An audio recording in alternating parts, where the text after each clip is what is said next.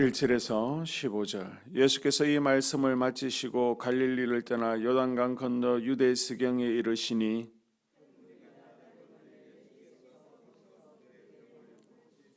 바리새인들이 예수께 나와 그를 시험하여 이르되 사람이 어떤 이유가 있으면 그 아내를 버리는 것이 옳으니까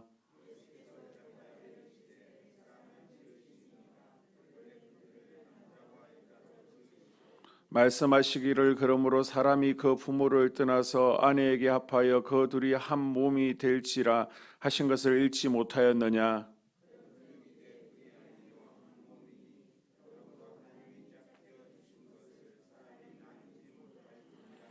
여짜오되 그러면 어찌하여 모세는 이혼 정서를 주어서 버리라 명하였나이까.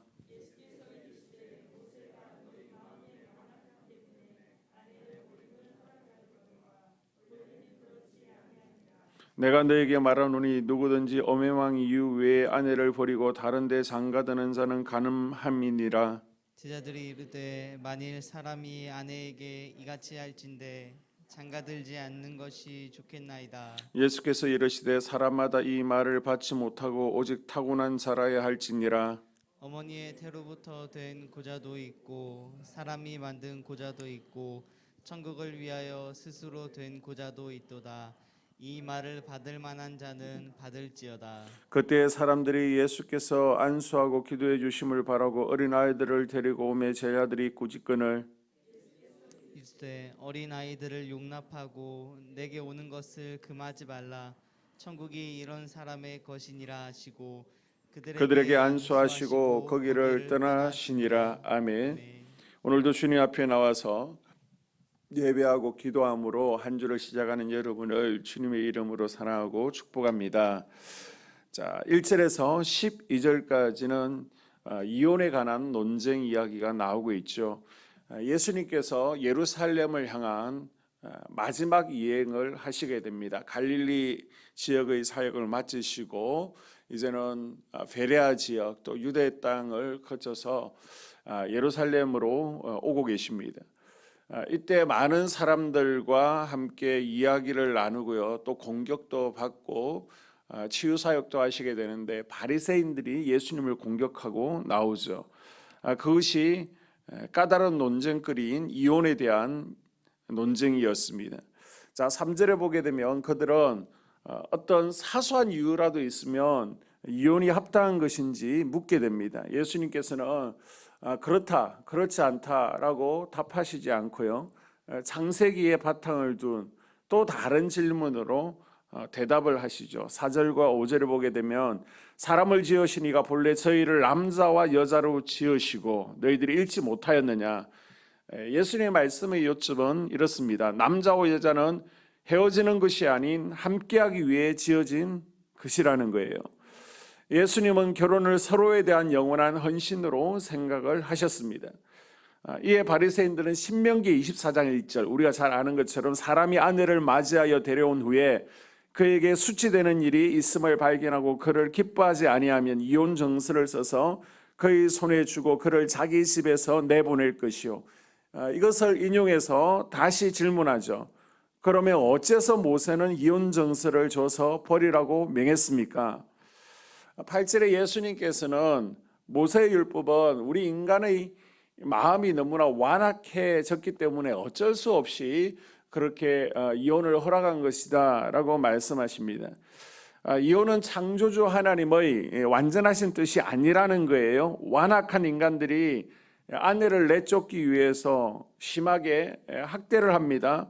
또 때리기도 하고 살해할 의도까지 마음에 품고 있기 때문에 더 큰 죄를 범하지 않도록 만들기 위해서 어쩔 수 없이 허용된 조치라는 것입니다.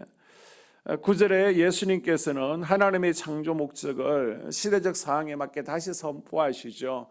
그래서 간음 외에는 서로 갈라서지 말라라고 말씀하십니다. 그리고 10절에 보게 되면 이런 엄격한 기준에 대해서 제 아들은 차라리 장가들지 않는 것이 낫겠습니다 라고 합니다. 예수님께서는 인간에 대한 하나님의 창조 원리는 가정을 통해서 생육하고 또 번성하는 데 있고 사도 바울처럼 하나님 나라의 사역에 자신의 전 생애를 바치기 위해서가 아니면 가정을 통해서 하나님 나라를 확산해가는 것이 맞다는 것입니다. 하나님께서 이 땅에 창조하신 공동체가 두 개가 있습니다. 그것이 하나가 교회요, 하나가 가정입니다. 우리의 가정들이 하나님께서 기뻐하시는 공동체로 세워지는 은혜가 있기를 축복합니다. 자, 13절에서 15절까지는 예수님께서 어린아이들을 축복하시는 내용이 나오고 있습니다. 본문에서 두 장면을 찾을 수 있는데요. 먼저 아이들을 업심여기는 제자들이 나오죠. 13절에 사람들이 데리고 나오매 제자들이 꾸질거늘.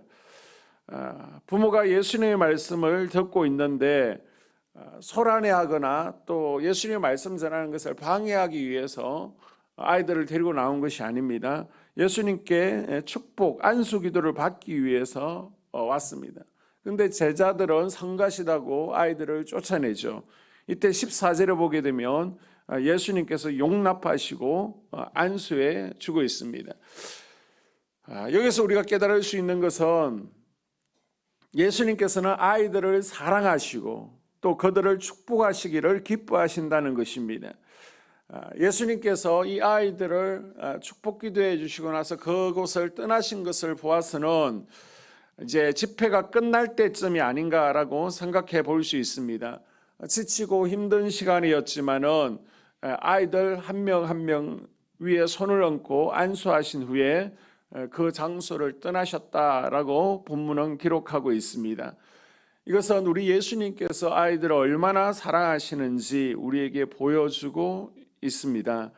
자, 본문을 보게 되면 부모들이 자기 아이들을 예수님께 데리고 나오죠. 어떻게든 예배 이 자리에 있게 하고 예수님께 자기 자녀들을 데리고 나오는 것을 기뻐하는 부모들을 보게 되는데요.